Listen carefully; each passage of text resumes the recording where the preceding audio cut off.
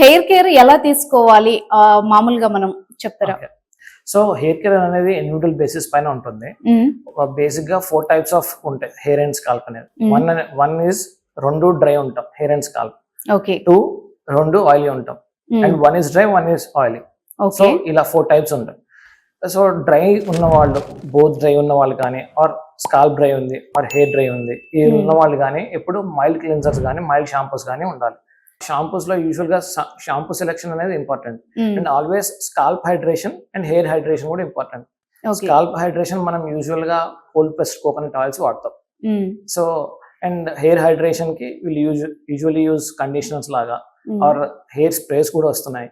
Maintenance hydrating sprays, ఒకటి hydrating serums వస్తున్నాయి hairs కి, ఆర్ యూవీ ప్రొటెక్షన్ కూడా ఉన్నవి వస్తున్నాయి.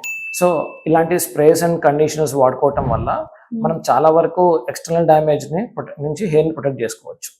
అండ్ ఇంటర్నల్ గా అంటే మనము న్యూట్రిషనల్ డెఫిషియన్సీ లేకుండా చూసుకున్నట్టయితే హెయిర్ అనేది షైనీ అండ్ హెల్దీగా ఉంటుంది.